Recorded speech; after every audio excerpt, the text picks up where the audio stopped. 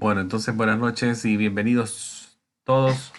Vamos a dar inicio ahora a la primera revisión ya del material del ANCA y queremos revisar algunos, algunas temáticas que se tocan en la guía de estudio. Entonces, las preguntas de los asistentes médicos en el examen sobre anatomía y fisiología requieren de ustedes un conocimiento muy básico de las partes del cuerpo humano y funciones de los sistemas que tenemos en nuestro cuerpo. Así que les voy a proveer esta noche una descripción bastante general, conceptos que deben de entender, son generales, y cualquier información adicional a estos conceptos lo pueden obtener de la guía de estudio o me lo preguntan a mí en el transcurso de estas semanas para volverlo a hacer. Pero voy a tratar de cumplirles esa directiva que da la guía. Primero vamos a hablar un poquito sobre lo que son algunos términos médicos de partes del cuerpo y regiones del cuerpo.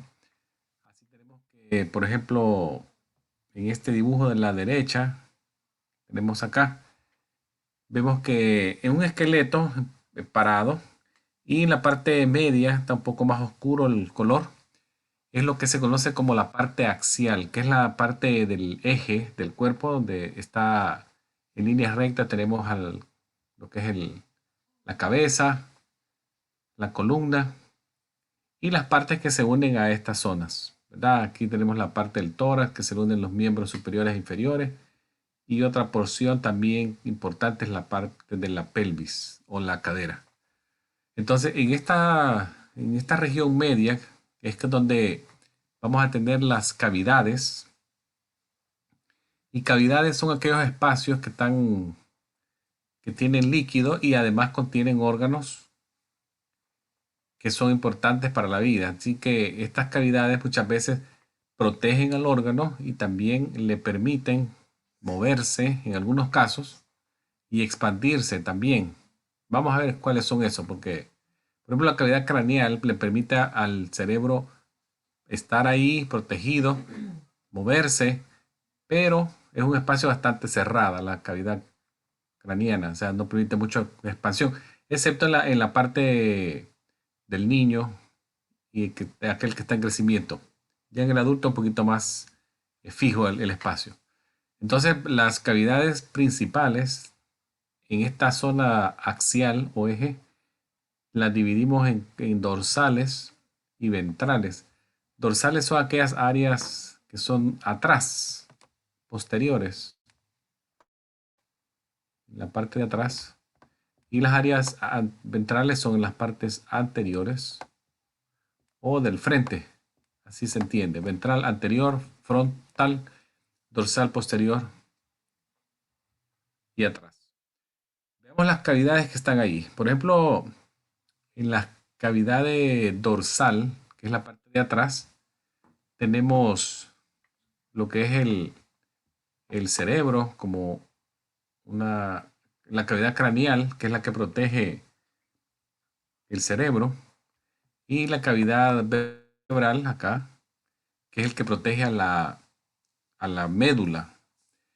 Veamos que estas estructuras, los dos órganos, el cerebro y la columna, la médula, están protegidas por hueso. Ahí tenemos que el cerebro lo protege el cráneo, protege al cerebro. Y en la columna vertebral tenemos las distintas vértebras que tenemos, cervicales, torácicas, dependiendo de la zona, lumbares, sacras. Entonces, protegen a estas estructuras muy importantes.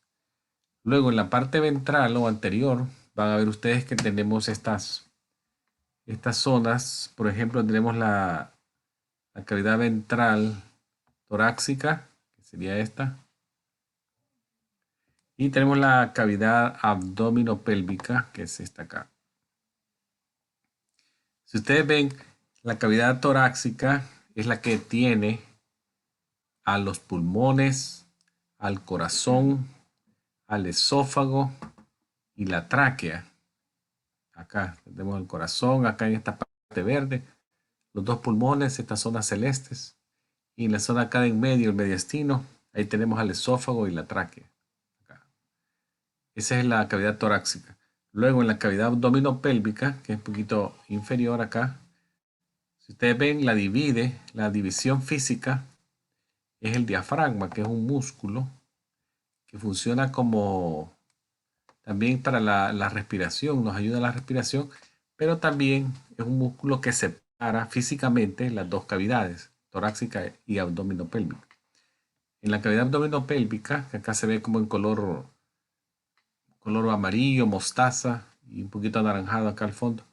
Esta cavidad es la que tiene al estómago, a los intestinos gruesos y delgados. Tenemos al hígado, a la vesícula, al vaso, a los riñones y también tenemos al páncreas en esa zona.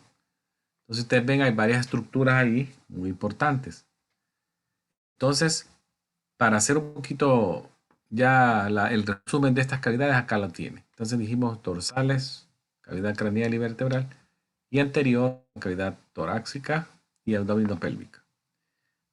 Ahora, para hacer un poquito más de anatomía descriptiva, que es una zona de la anatomía que nos orienta las partes de distintas localizaciones de órganos y puntos de interés en el cuerpo. Acá tenemos, por ejemplo, la cavidad abdominopélvica se puede dividir en cuadrantes. Entonces, cada cuadrante más o menos tiene un 25% de del contenido total abdominopélvico. Entonces, ¿cómo podemos hacerlo? Se traza una línea imaginaria en la parte axial que dijimos, medio, acá, que viene desde arriba hasta que llega a la pelvis y la pasa.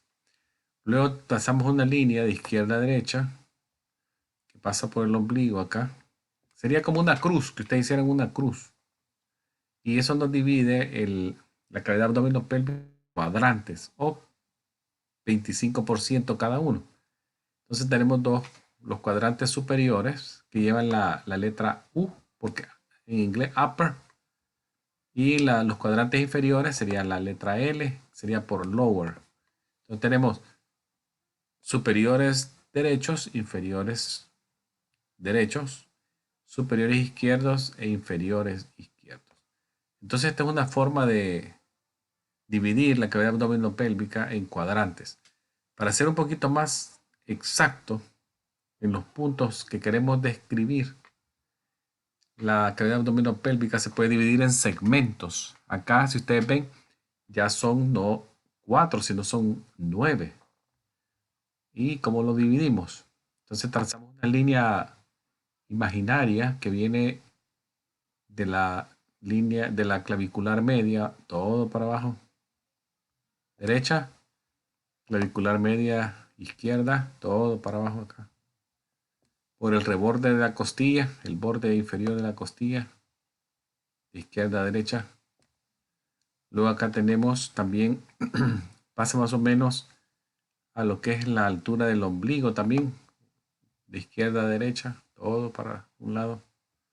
Ahí tenemos ya las líneas que nos delimitan. Si ustedes ven, se hacen distintos segmentos. Entonces acá, por ejemplo, tenemos segmentos superiores también, e inferiores y medios. Los segmentos, por ejemplo, superiores, que son estos que están cerca de los rebordes de las costillas, tenemos el derecho acá e izquierdo, que se conocen como hipocondrios o subcostales, también es otro nombre que se acepta como correcto, subcostal o hipocondríaco. Luego tenemos la región entre los dos subcostales de izquierdo y derecho, se llama epigástrica, que es una región, un segmento superior, donde se encuentra gran parte del hígado y del estómago, una porción del estómago. Luego tenemos las regiones lumbares, acá, que son segmentos medios, pero laterales. Acá tenemos, ellos se encuentran a la altura de las vértebras lumbares, de ahí viene su nombre. Entonces tenemos izquierdos y derechos. Luego tenemos la región umbilical o segmento umbilical, que es aquel que se encuentra entre las dos regiones lumbares. Y Si ustedes ven, por acá puede ser que esté el ombligo. Un poquito por arriba del ombligo está esa región. Luego tenemos las regiones inguinales o ilíacas, derechas e izquierdas, que son segmentos inferiores. Y luego tenemos la región entre las dos regiones ilíacas que se llama región hipogástrica, que está un poquito por abajo, bueno, está abajo, inferior a la región umbilical. ¿Para qué nos sirve esto? Para ubicar posiciones de órganos más, más puntuales. Por ejemplo, podemos decir por dónde pasan para darles un ejemplo, dónde pasan los uréteres, que vendrían por las regiones lumbares izquierdas y derechas. Dónde podemos encontrar la apéndice, que podría estar por acá, la región derecha ilíaca o inguinal. La vejiga urinaria se encuentra en la región hipogástrica, el útero de las mujeres y así. Porciones del hígado, podemos decir que una porción del hígado está en la región epigástrica y otra en la región subcostal derecha. El vaso lo tenemos acá en la región subcostal izquierda y una pequeña porción en la parte superior región lumbar izquierda. Esto es más para hacer como delimitar posiciones de órganos de interés que queremos describir o lesiones que queremos mostrar. Ahora, vamos a mover un poquito a lo que es la química de la vida.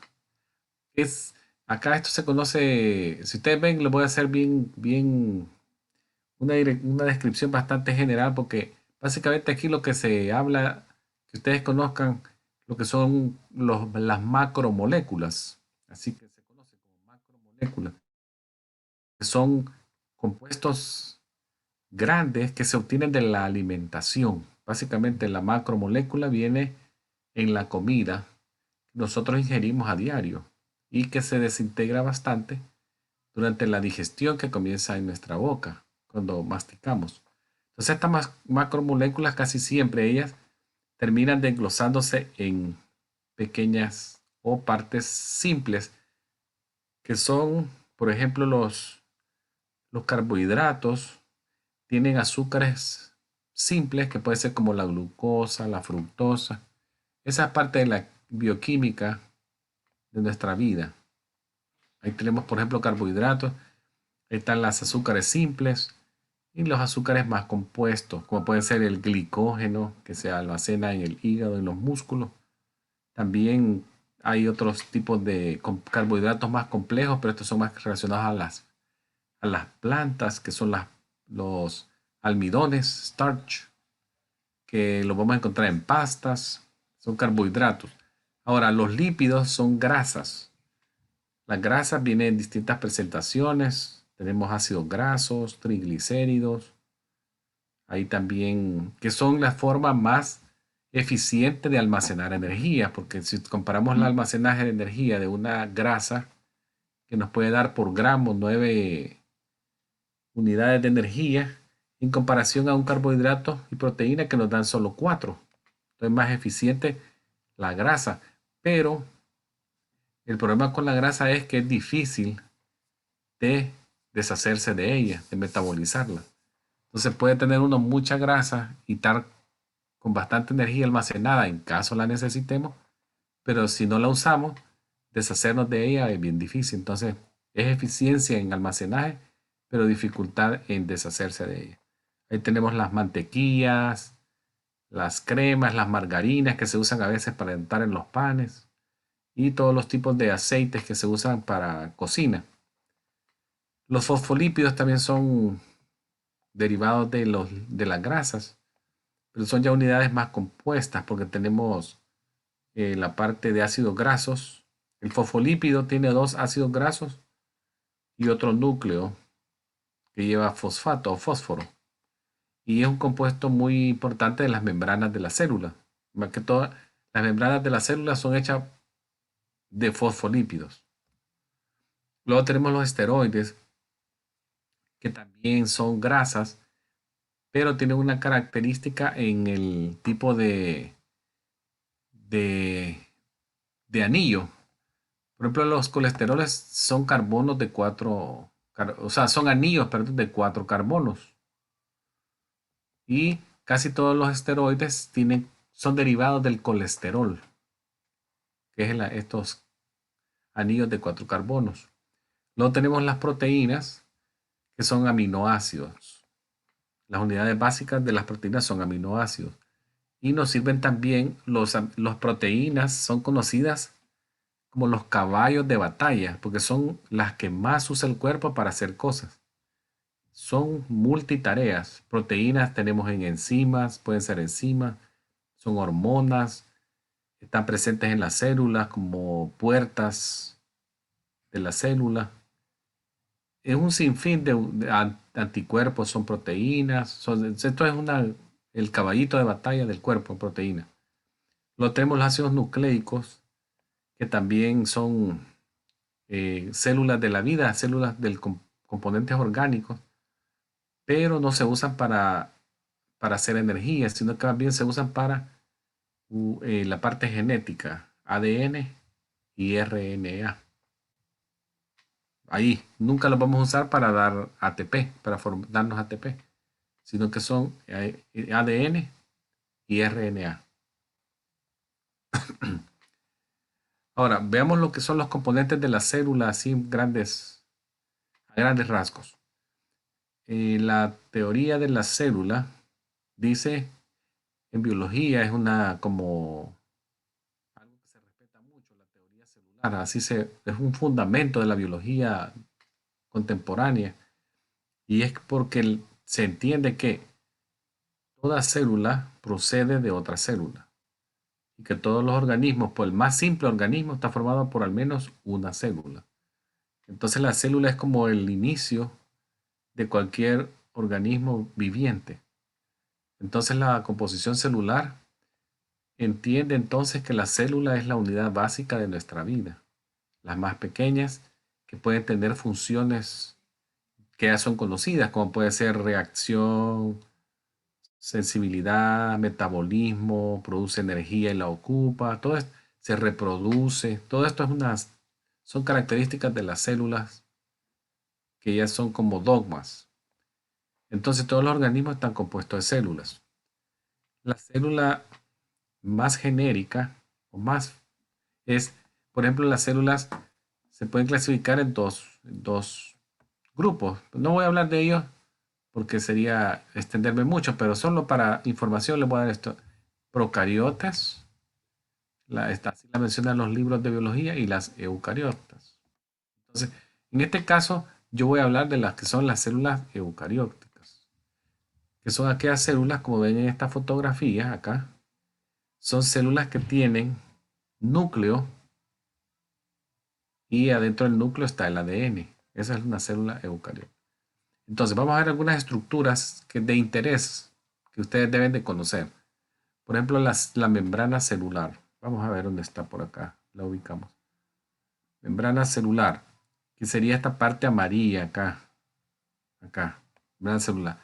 Esta es una membrana delgada, como lo dije, hecha de fosfolípidos, de doble línea de fosfolípidos, que funciona como una forma de barrera protectora.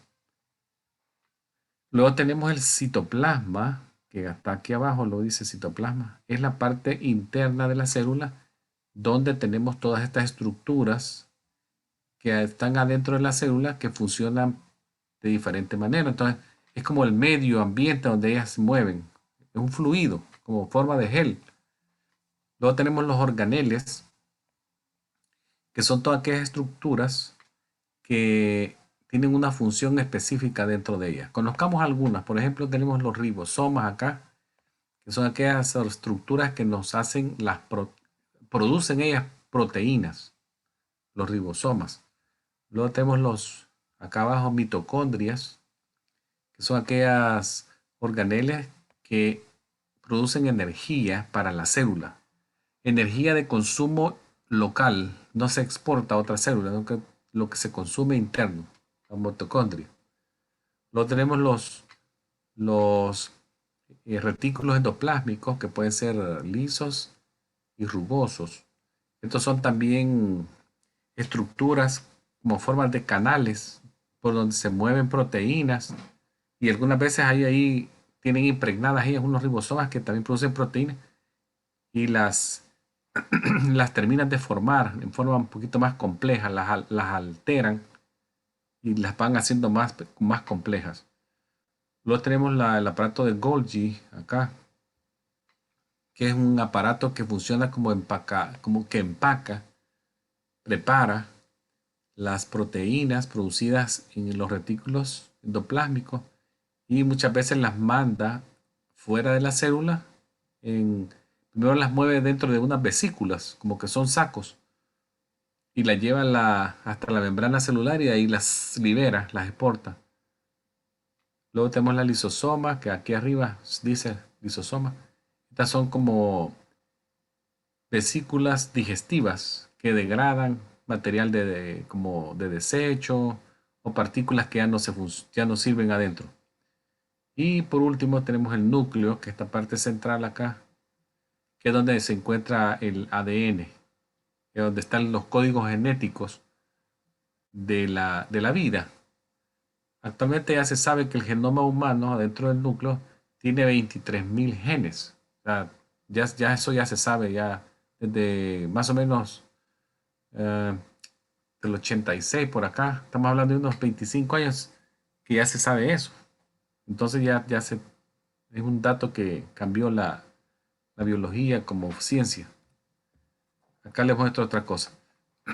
Ahora veamos a un nivel más superior a una célula. ¿Va? Ya son como más complejos. Células se agrupan para ayudarse y tener una función. Entonces ya cuando se agrupan células se llaman tejidos.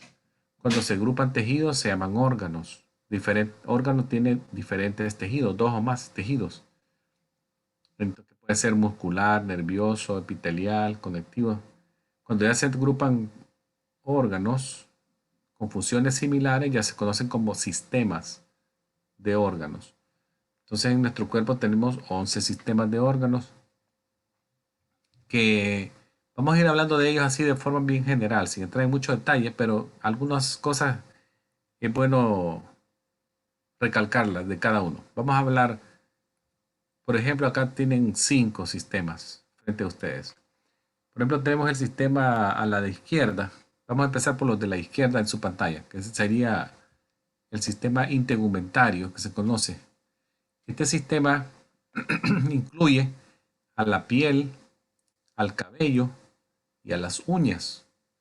Y básicamente es un sistema que tiene como función protegernos. La piel nos protege del medio ambiente, del sol, del frío, del calor. También nos regula la temperatura, nos produce vitamina D. Es un sistema muy importante. Nos ayuda a retener agua en nuestro cuerpo. El sistema esquelético y muscular casi siempre se agrupa como músculo esquelético porque funcionan juntos. El muscular, por ejemplo, nos ayuda a movernos, que el cuerpo se mueva a través de contracción de músculos que están adheridos pegados a huesos. Y a nivel de una articulación, que es una parte móvil en ángulo, por contracción se produce una flexión o una extensión. Entonces, los órganos ahí son los músculos, los huesos, las articulaciones, los ligamentos, los tendones, son parte del sistema músculo-esquelético. El hueso también es importante, es donde nos da apoyo al cuerpo, también es una fuente de almacenaje de sales como son calcio, fosfato, iones de fosfato, de calcio. También nos produce células rojas, ahí se produce en la médula roja de los huesos largos, se producen glóbulos rojos y blancos. Luego tenemos el sistema nervioso, que es un sistema muy importante, ya que es el sistema que nos conecta con el medio exterior e interior a través de receptores. Nosotros tenemos receptores en la piel, en los ojos, todo eso. Y también tenemos receptores internos que nos ayudan a través de receptores químicos. Detectamos si hay cambios en los pH, de receptores de presión, detectamos si la presión se sube, se baja. O sea, es un sistema muy importante. Y también ahí están incluidos los sentidos, que ahí está la vista, el oído, el olfato, el sabor y el equilibrio. Son algunos de los sentidos que tenemos. Entonces ahí tenemos, por ejemplo, ya voy a hablar más adelante en detalle de ellos. No me voy a detener mucho porque de este voy a hablar un poquito después. Luego tenemos el sistema endocrino, que es un sistema importante también, un regulador a través de hormonas en el cuerpo. Estas hormonas afectan a las células, el accionar de la célula. ¿Qué hace una célula? En el cuerpo, muchas veces la hormona le manda un mensaje. El mensaje de la hormona se tarda más en llegar porque tiene que usar la sangre para movilizarse. Y el efecto también lo logra más lento, pero el efecto es más prolongado. El sistema nervioso es rápido porque es un estímulo eléctrico, pero el efecto es breve. Esa es la diferencia entre endocrino y nervioso.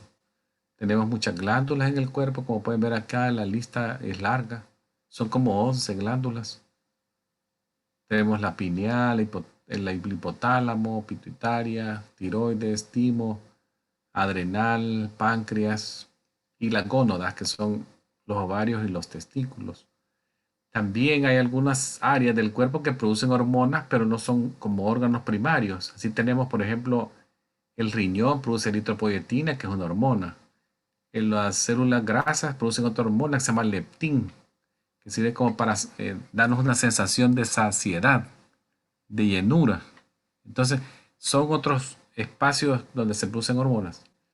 Luego tenemos el sistema cardiovascular, también no voy a hablar mucho de él porque me voy a detener más tarde a hablar de él. Me lo voy a saltar ahorita.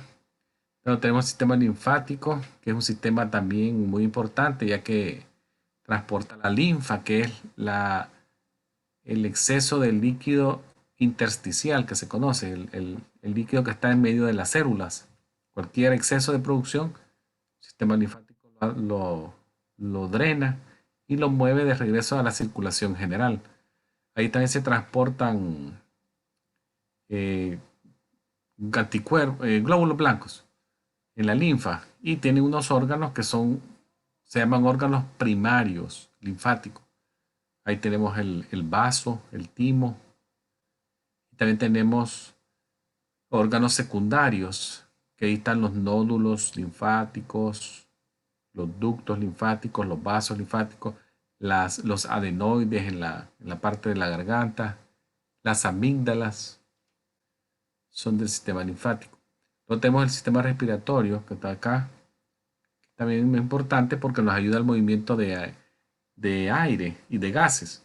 Ahí está el transporte de oxígeno, dióxido de carbono, y eso es la parte bien importante porque es la que nos moviliza dióxido de carbono fuera del cuerpo e introduce oxígeno al cuerpo a nivel de los alvéolos en nuestros pulmones, en los capilares alveolares. Luego tenemos el sistema digestivo, un sistema que básicamente nos ayuda a la absorción de nutrientes, de lo que estamos hablando, de las macromoléculas que les dije hace un momento, que les dije carbohidratos, lípidos, proteínas, ácidos nucleicos, que se necesitan en grandes cantidades.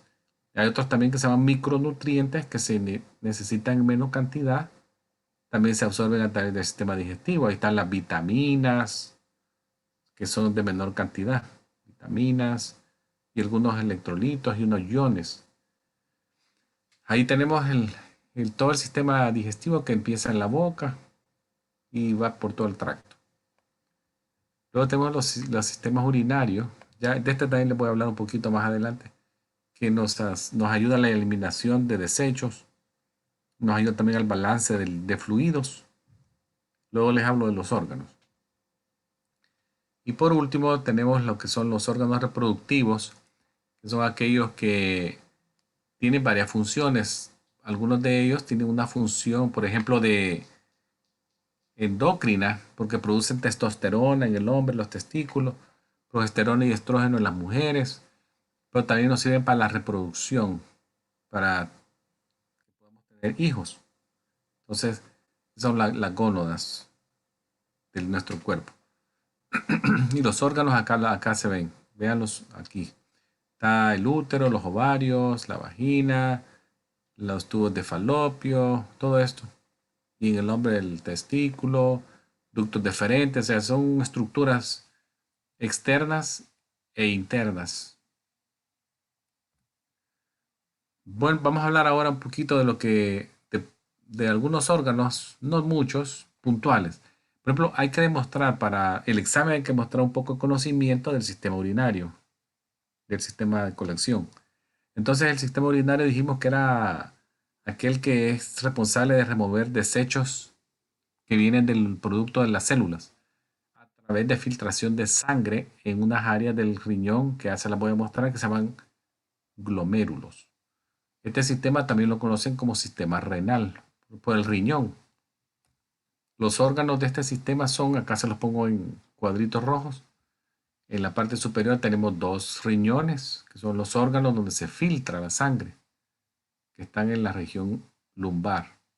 Son izquierdo y derecho. Luego tenemos los nefrones, que ya se los voy a mostrar en la siguiente diapositiva, que es el lugar microscópico donde se filtra físicamente la sangre y se produce un microfiltrado de plasma, que es el que sale como orina. Luego tenemos los uréteres, que son los tubos colectores de la orina y la llevan hasta la vejiga urinaria en la parte inferior. La vejiga urinaria no es más que un sistema de reservorio que almacena orina hasta el momento en que se va la persona físicamente a vaciarla. Luego tenemos la uretra, que es un sistema excretor que mueve la orina de la vejiga urinaria hacia el exterior. Esos son los órganos del sistema urinario.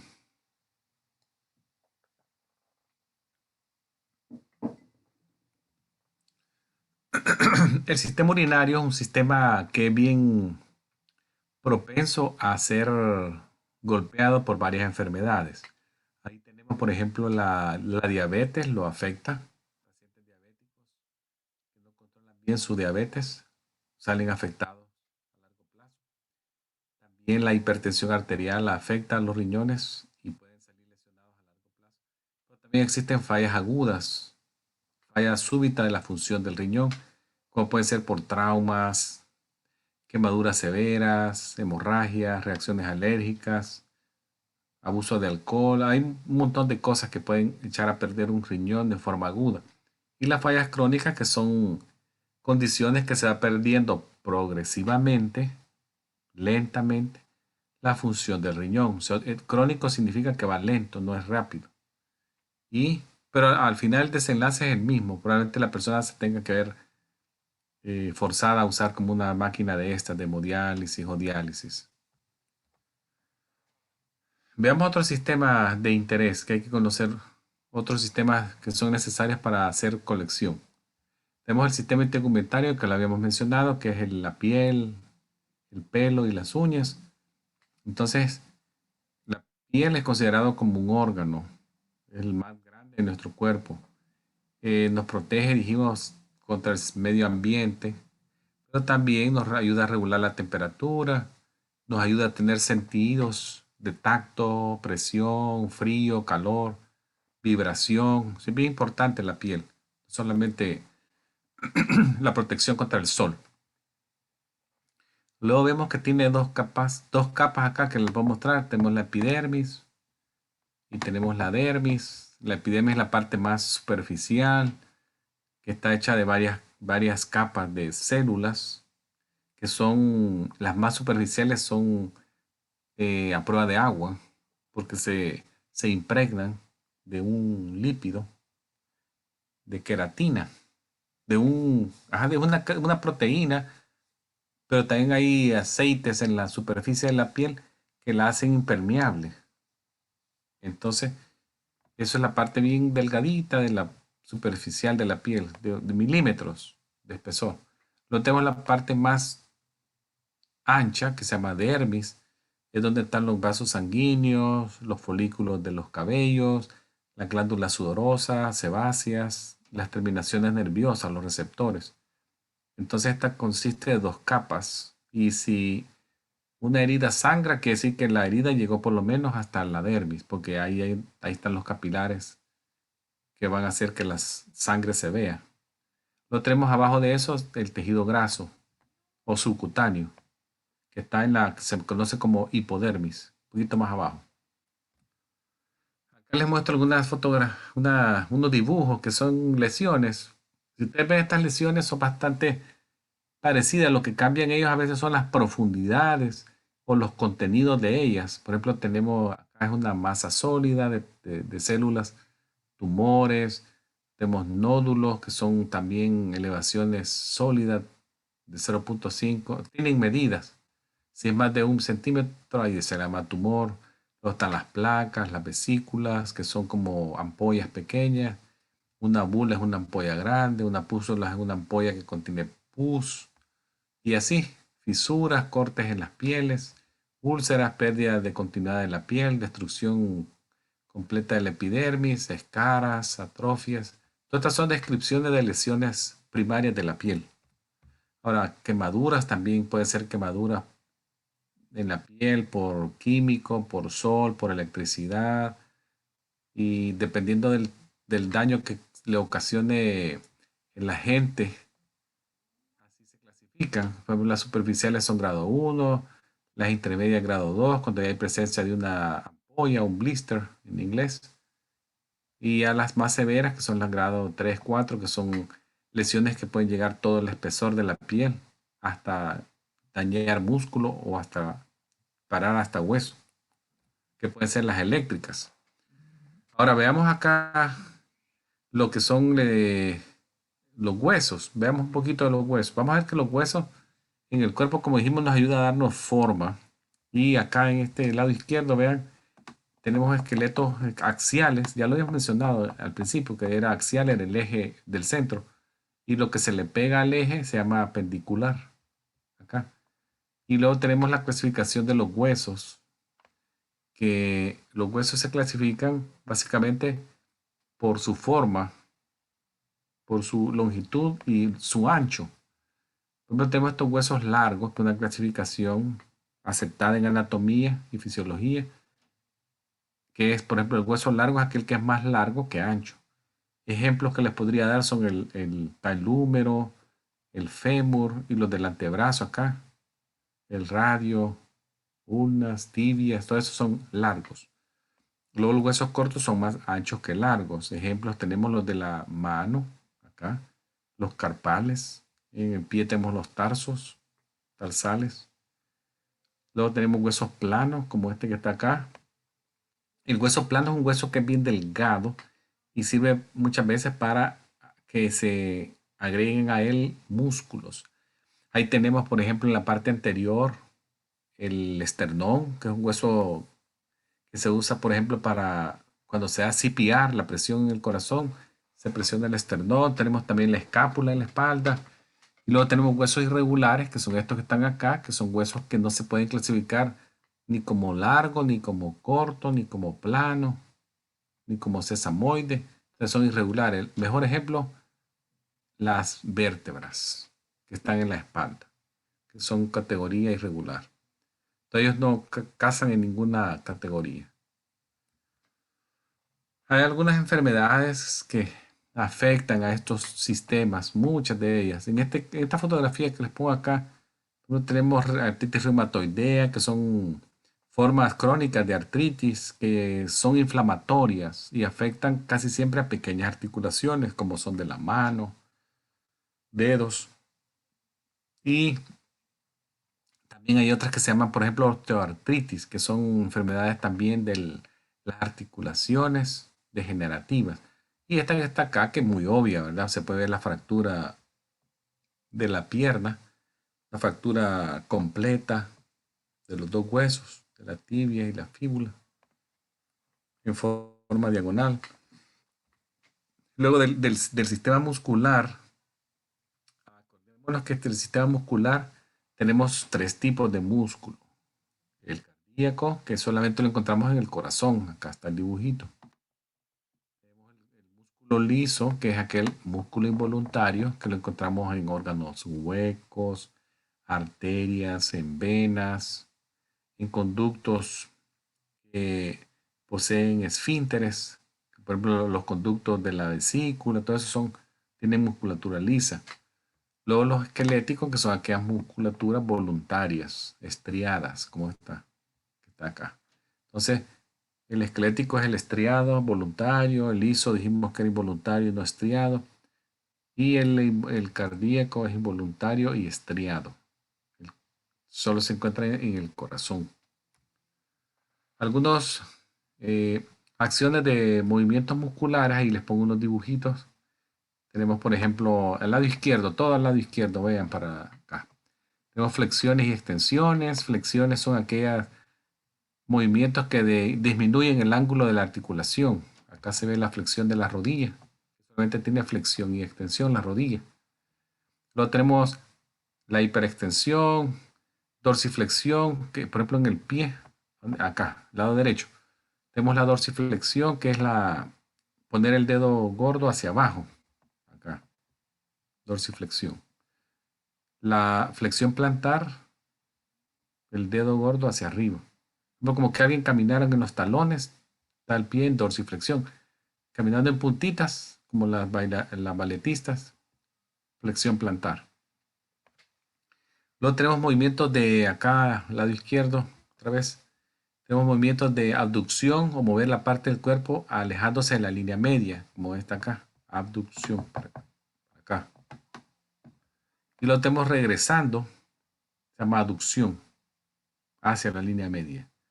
También hay movimientos de rotación, como lo ven acá, movimiento de rotación de la cabeza, como que estuvieran diciendo no, de izquierda a derecha, movimientos de rotación. También tenemos movimientos en círculos. Tenemos también en la mano, veamos, creo que es en la siguiente diapositiva. Oh, ¿dónde estaba eso de la pronación? Y se me escapó esa diapositiva. Bueno, tenemos los movimientos de pronación y supinación, que son movimientos, oh, acá están, los movimientos de la mano, que por ejemplo la mano hacia abajo es pronación y la palma de la mano hacia arriba sería supinación. También tenemos movimientos de lo que es la mandíbula, como puede ser cualquier parte del cuerpo. Como si es movimiento hacia la parte posterior, se llama retracción. Hacia la parte anterior, protracción. Acá lo están viendo. Protracción adelante, retracción hacia atrás. Luego tenemos movimientos de elevación, que es como levantar una parte de un cuerpo. Que sería acá, se ve también el ejemplo con lo que es la mandíbula. Hacia arriba, hacia abajo. Son movimientos por la acción de un músculo.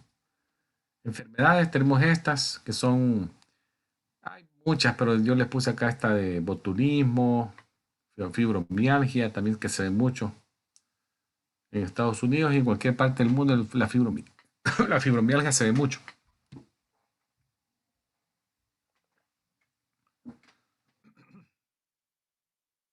Tenemos las distrofias musculares y estenias gravis. Del sistema nervioso, vamos a ver que lo divide la anatomía en central y periférico. Central son lo que dijimos, aquellas cavidades donde están protegidas por hueso, que ya la habíamos nombrado. Cavidad craneal, cavidad espinal, cerebro y médula, esas son centrales. Y todo lo que está fuera de los huesos, protegido de huesos, son los periféricos, son los nervios. La gente dice nervios, son los sistemas periféricos, los nervios. Esta es una estructura básica, una célula nerviosa que se conoce como neurona. Y la neurona tenemos tipos de neuronas por su función.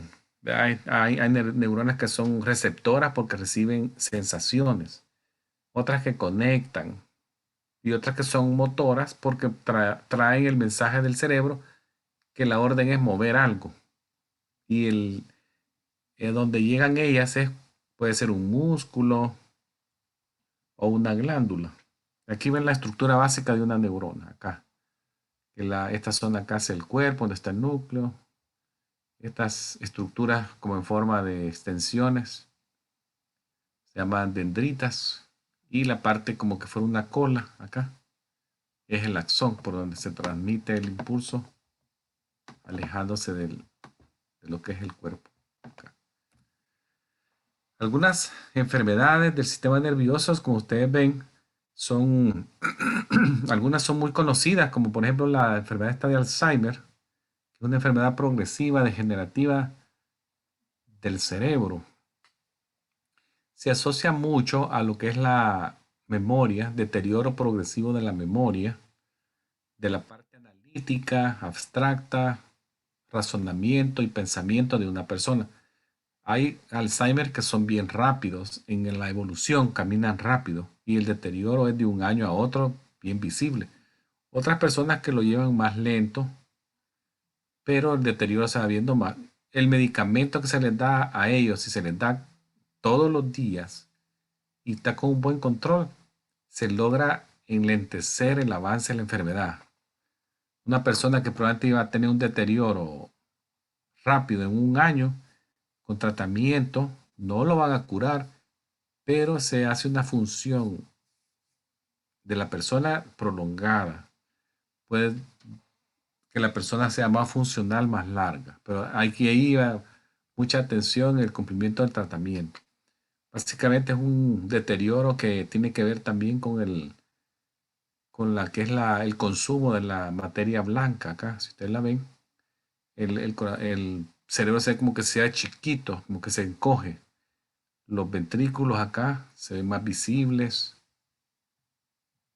Acá, ventrículos laterales, que están asociados a la cantidad de líquido cerebroespinal. Bueno, les voy a mencionar otras enfermedades que no están en la diapositiva acá. Para algunas tenemos las enfermedades de Bell, que son eh, parálisis faciales, que son básicamente desviación de los rasgos faciales. Probablemente ustedes lo han visto en algún paciente o amigo que le da, son temporales, se recupera la persona. Epilepsia son otras anomalías del sistema nervioso que son básicamente disrupción de los signos eléctricos en el cerebro por focos ectópicos. Enfermedades infecciosas o virales, bacterianas, puede ser meningitis, la enfermedad de esclerosis múltiple, que es una enfermedad crónica del sistema nervioso central, que está asociado a la protección a la capa de mielina en los axones. Entonces, si ustedes ven, esto es bien amplio. He tratado de cubrirle las cosas más importantes que podrían preguntarse en el examen. Vamos a hacer la pausa acá y luego vamos a retomarlo con sistema circulatorio. Ok, profesor. Vámonos, regresaremos a la